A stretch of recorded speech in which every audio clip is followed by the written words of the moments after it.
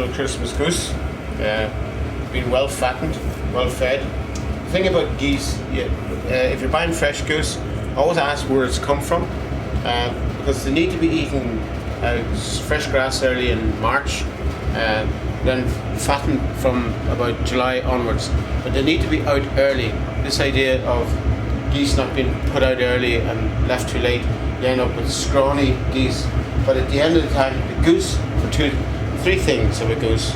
One is the flesh of the goose, two is the fat of the goose, and most sought after thing in the world is the liver of the goose, which is foie gras.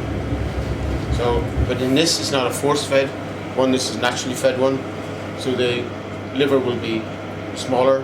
The force-fed ones come from mostly from Alsace and areas like that. You get the big foie gras. In this one, this is naturally reared, well fed. As you can see, all the high fat content. You can press it, when you can press it like that, and feel the firmness of the fat against the flesh. And the legs will not have fat because they're walking around and in watery areas. But look at that. It doesn't move. That's the fat of the goose, all the way through. And then we'll show you, as we take it out, we'll show you the sweetbreads, which we will use for the stuffing, and the gizzard, and the other parts that we use for different things. The goose is a multi-purpose, although at this time and age, very expensive bird for the table. What sort of weight is that, Chef? This will be about 14, 16 pounds. But no more than 4 to 6 portions out of the goose. That's all.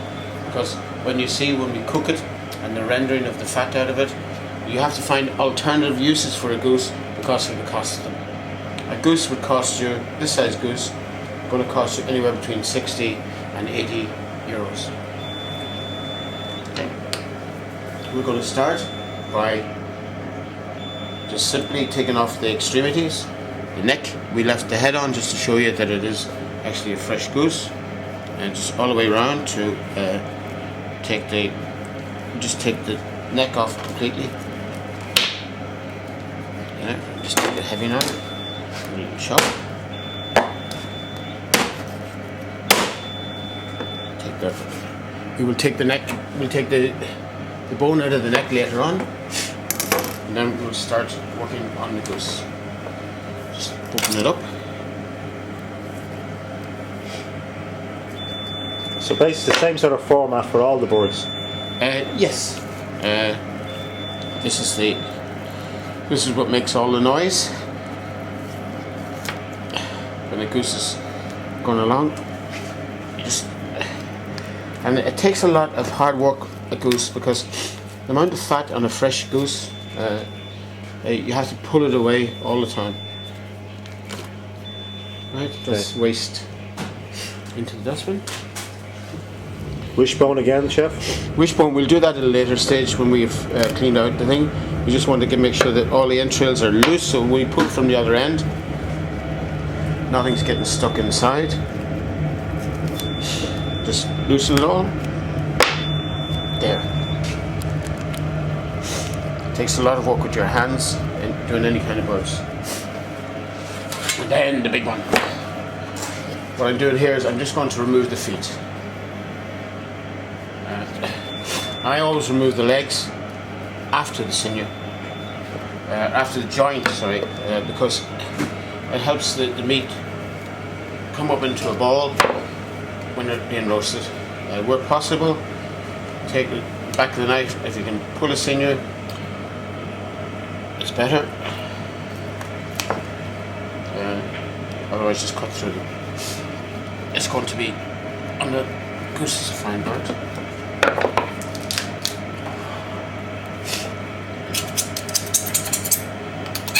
White meat. That's not the goose, that's the knife.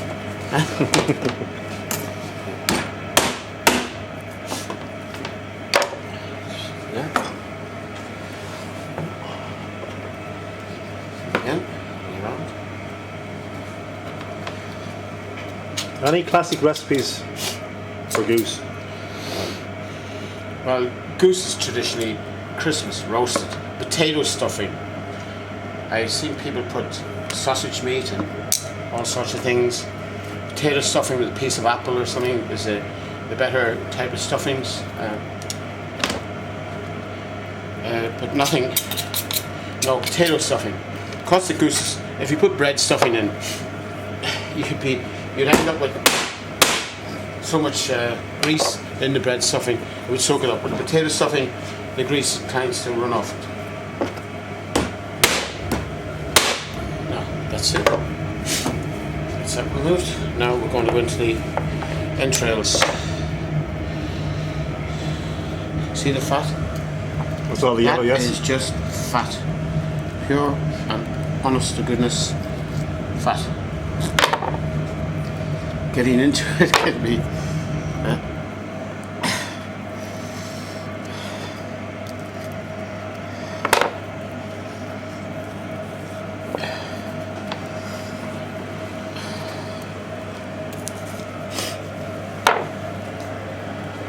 hard to believe, isn't it? Oh my God.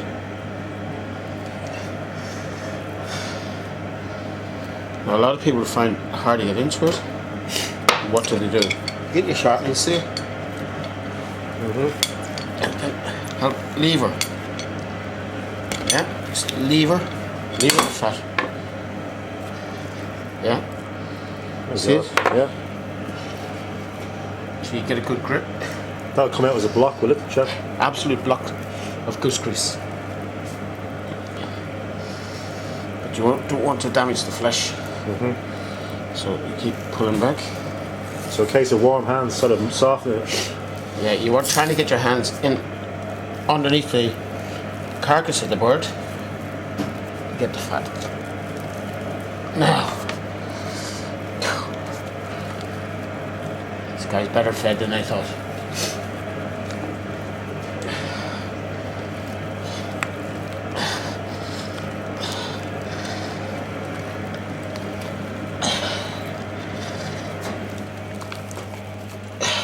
That's incredible.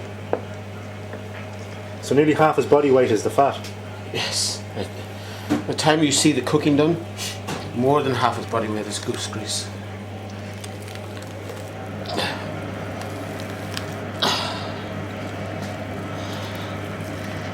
Make sure you don't damage the, try not to damage the livers.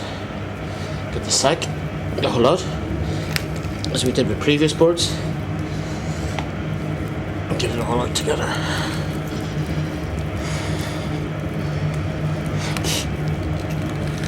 So the housewife at home really wants to get this done by the butcher, right? It would be better, but if you want to feel comfortable by doing it yourself, see that cavity? You just get up there to the heart then.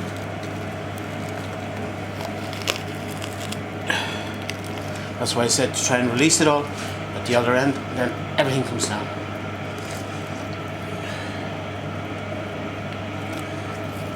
It's the heart.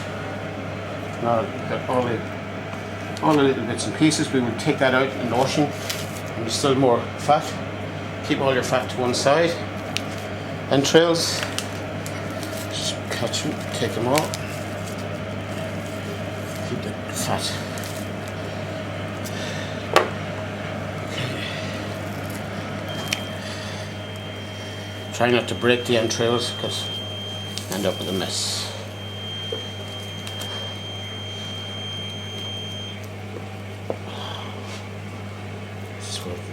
With the entrails broke, if they break, just take that piece of fat and discard it.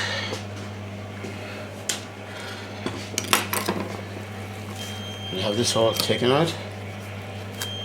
Leave the bird to one side. Then you're going to take these bits aside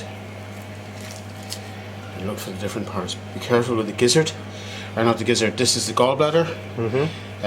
Be careful how you remove the gallbladder, otherwise it turns everything green. Don't do that. It needs to be washed straight away, otherwise we'll lose the livers. Yeah.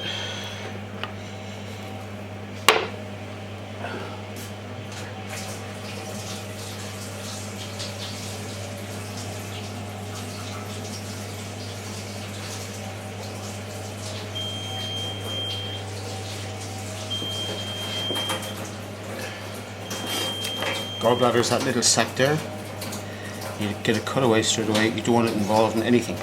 Turns everything bitter. Oh, You so have.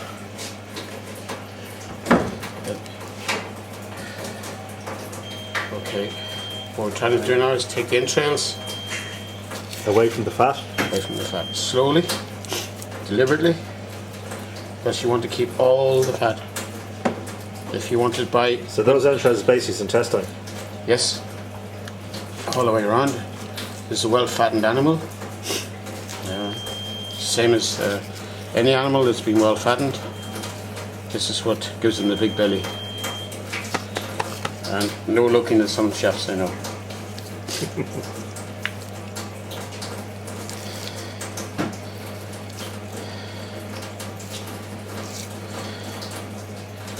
Just break the fat. Don't tear, if it's too deep into the fat, don't tear, it'll break. And then you get all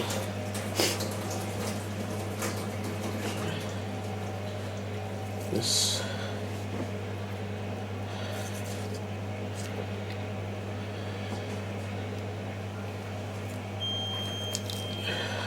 Goodness. A lot of people think it's just pull it all out and throw it away. But you can do, but it costs a fortune. Because all this goose grease is very important to the cooking in the kitchen. Making pâtés, making terrines, cooking your roast potatoes. My grandfather used to keep it for rubbing on the legs of the horses. 4 horsepower, was all motorized. And a lot of humans still use goose grease on muscle pulls. There we go. With the careful there, take that away. Once it's been torn like that, I don't want it. Take this away.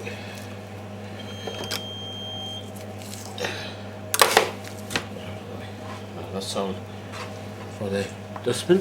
I've taken the gizzard, I've cleaned all the feet out of it. And we have here the true foie gras. And here we have the heart, the neck, which we're going to use for the stock. Here we have the round sweetbread and the long sweetbread off the neck.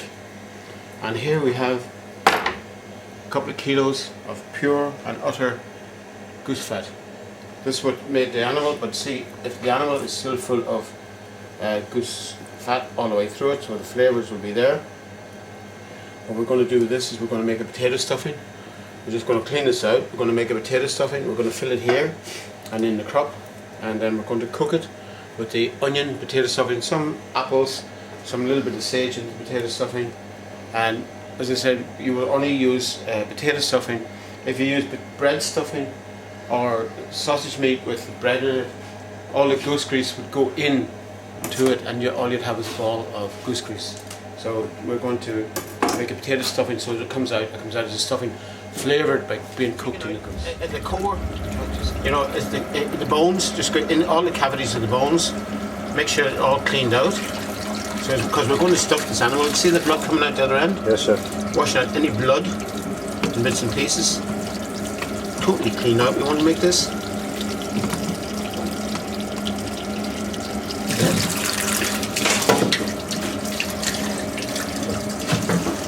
Again, chef, hot water first and then cold water, and then refresh it with cold water. And that's it, all done. Nicely done. Turn it on top. Refresh it, because if you leave it warm, you're starting the bacteria growing, so you're going to cool it right down. And once you've cooled it off, dry it off on a kitchen paper, straight into the fridge. Once you've done all these cleaning, cannot be left out. Kitchen paper. You want to say it's chopped? Thank you, chef. You want to say it's chopped or shredded? Shredded. Just peel the onion and then you would you comment for the young lad? Okay, now we have our Christmas goose. Nice big fattened bird. Well cleaned out, fully dried out from inside. Rinsed, nothing left within the innards at all. We've checked it all out from here. Wishbone's removed. So we're going to make up for the stuffing for today. We're going to make some potato, some apple, some fresh sage, and some onion. we're not going to cook off the onion, we're going to leave the onion raw, the apple raw, in with cooked potatoes and sage. You may, if you wish, add an egg, provided you're going to cook it fresh. Today we're not going to do that, we're just going to bind it as we made a mashed potato with a little bit of milk and butter. We're going to add some raw onion to it, nicely finely diced.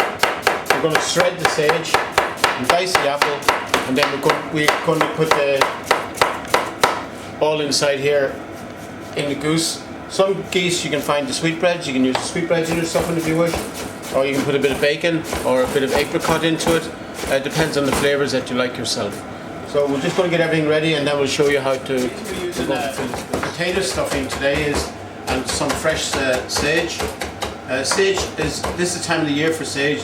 This is what makes your Christmas flavours. Some people might use a pinch of thyme with it, but definitely not rosemary, not for a goose greasy thing like this. You put the apple, the sage. Sage is the most common herb at this time of the year. Rosemary for lamb, and maybe into a hollow of a turkey if you wanted to roast it. But it's a very, very strong flavour. Sage is a dry kind of flavouring. Apple is a sweetness to it, but robust. Onion as natural to give the savoury flavours to it. And then there isn't that many herbs in the winter that last. So sage, rosemary and thyme are the things with parsley you can use. But then again, not as good as sage. Sage has its own distinctive flavour, going with the nice potato. Also, when you're making your potato stuffing, get a nice rooster, something that's dry, easy to break up. Don't get going for a King Edward or Queen's or anything like that. They're a nice rooster, easy to mash, and then fold everything into it, and then we'll put it into this, make the stuffing.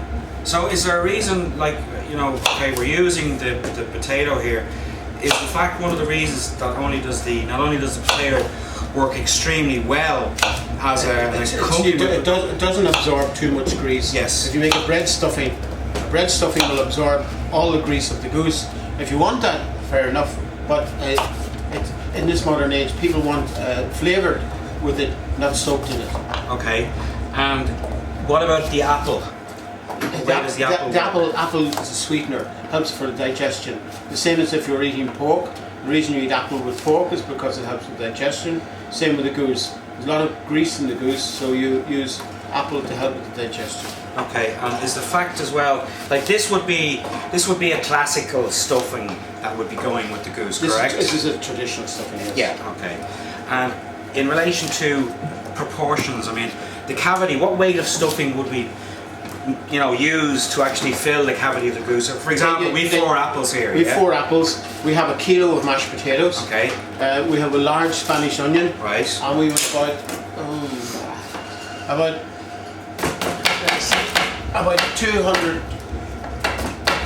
25 grams of sage, fresh sage. Right. 25 grams. And we're leaving now. We're not peeling these apples, right? And that's deliberate. They're going to be it's a rustic type stuffing. Just chopped, leave the skin on. You know, it's going to be all the way through it. You're going to be able to see the pieces of apple. When you bite into your stuffing, you're going to see everything that's in the stuffing. You know, so you've got your pieces of apple. You know, if you wanted to put apricots in, you'd have seen your apricots in it. But it also helps to sweeten the potato. You know, potato is neutral.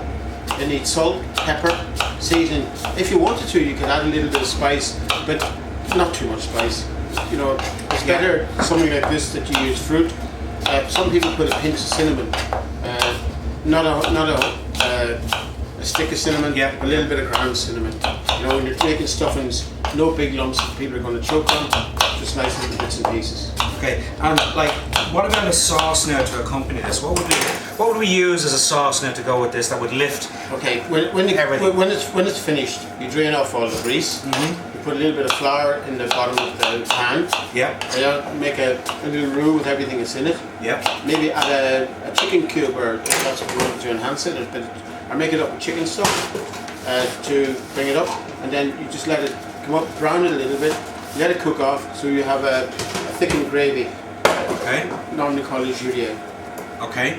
And you know, for people at home that might be watching this video, is that difficult to do? I mean, you know, No, it's not. It's once you made a gravy once, you make gravy forever. Now I'm just going to put the mash in there so Brian can mix it all up for me.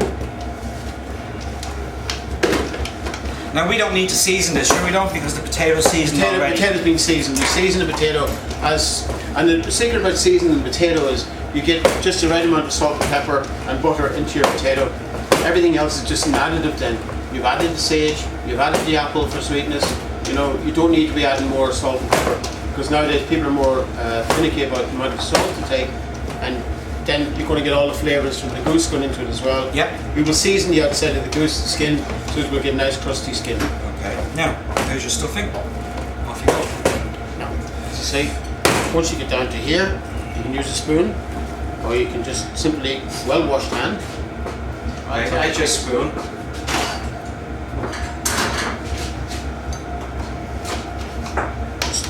Right down to the neck. Right, well, just keep pushing all the way up. Now, I can get this beautiful smell of the sage as I go through here. Then use the back of the spoon, keep pushing back up.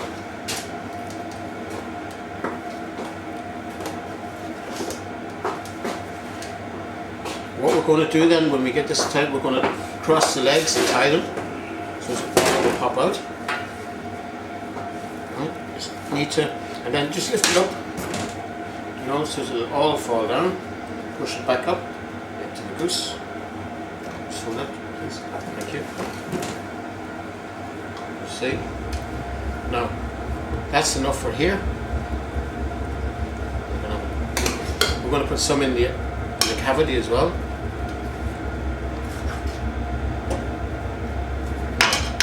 That's as far as you want to get, because as it cooks, like your mashed potato does at all times, it's going to get soft and start to run a little bit. So now we're going to go here, then up into the cavity.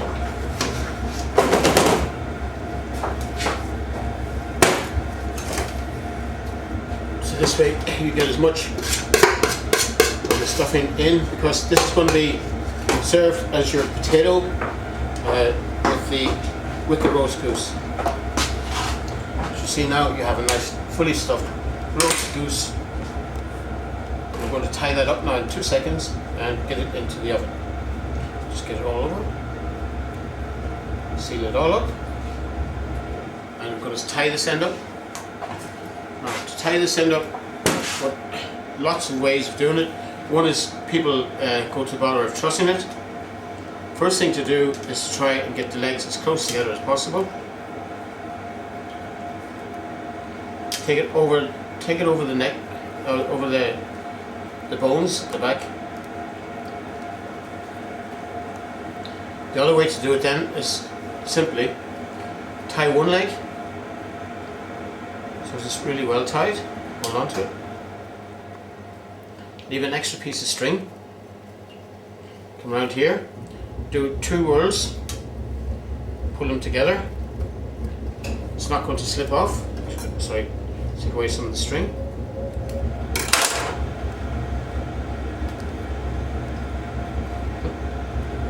Right, and then keep pulling together.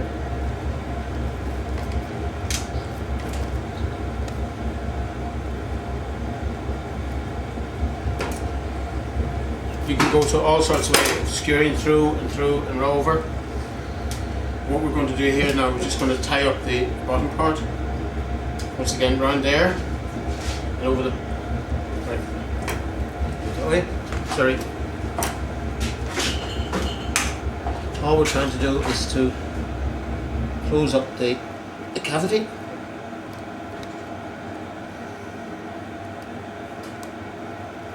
Simple as that. A little bit of tin foil we're going to put in here to stop it running, and at the back of it we're just going to stitch it.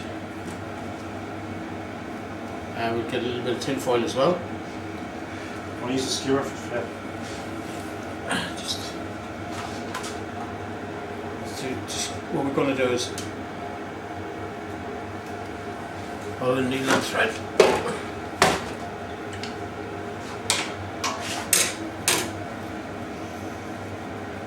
You've tin foil to your right there as well, chef. Okay. This is an easy way of doing this. This is a slightly cheating way of doing it. What I'm doing here is I'm putting through 3 skewers.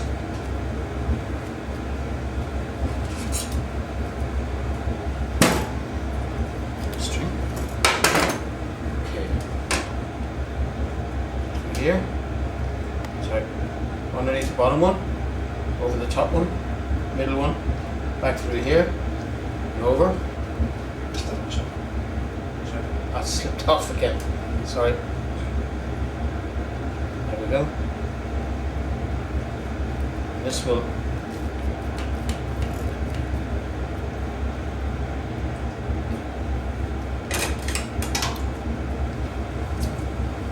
you can do it if you've got smaller skewers, you can do it much neater. Just doing this to show you. You don't have to be stitching it if you can't stitch it, just 2 more skewers. You just want to stop everything from flowing out. Using skewers again. Twine. It seems a bit all twiny at Christmas time, but that's the way, instead of wrapping your parcel, you're wrapping your lunch.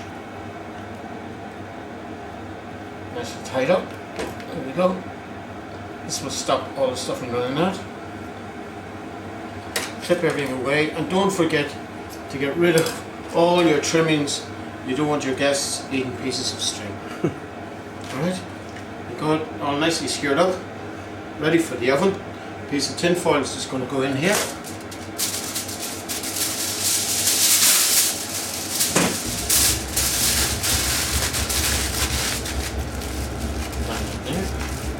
That will stop any of your lovely stuffing. You don't want to be wasting it.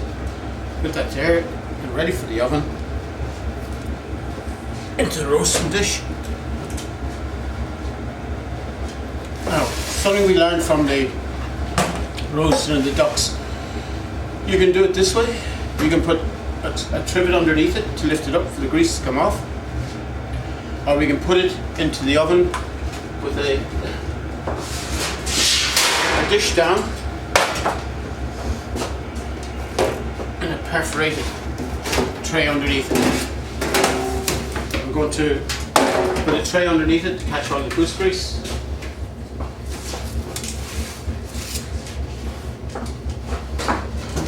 Just do it the other way around. Sorry.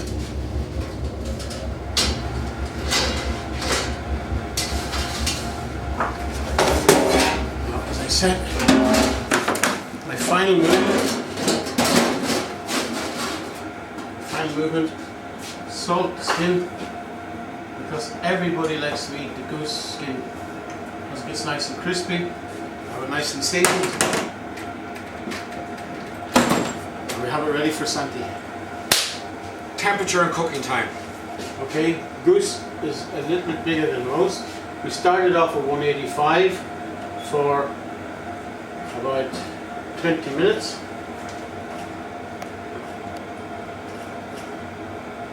There we go. And then we're going to bring it down to about 160 for another 70 minutes. Okay. Now, for people at home, right, who wouldn't have, for example, what we have, you know, okay, in the kitchens we use our probes a lot, right? Yeah. Now, for people at home that might not have access to a probe, how can they tell when the goose is actually cooked? Well, in the side where the flesh is underneath the arm, underneath the leg, Yeah.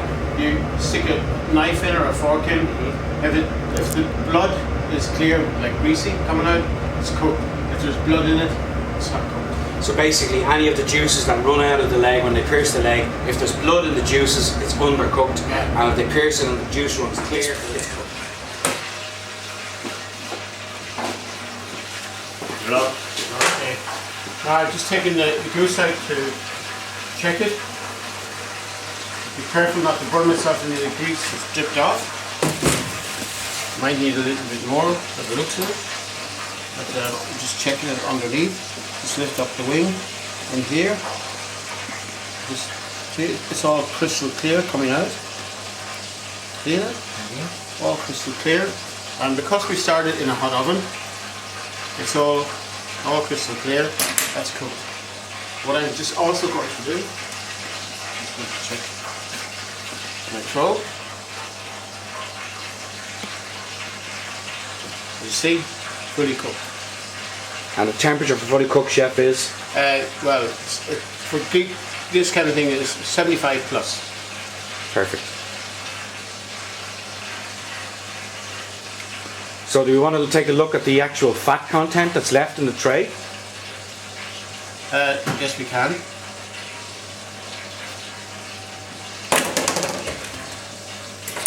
But you must remember we took out all the fat rendering earlier from the goose. Now, if you put that down in there, the goose would have been burning on the bottom with all that goose grease. So by doing what we did, placing the actual goose on a trivet, it prevented the burning of the fat burns, goose grease burns at a lower temperature than actually roasting. So now we have nice clear goose grease that we can use for cooking our roast potatoes and whatever else we want to do over the period of time. Excellent. Okay, chefs, that's it.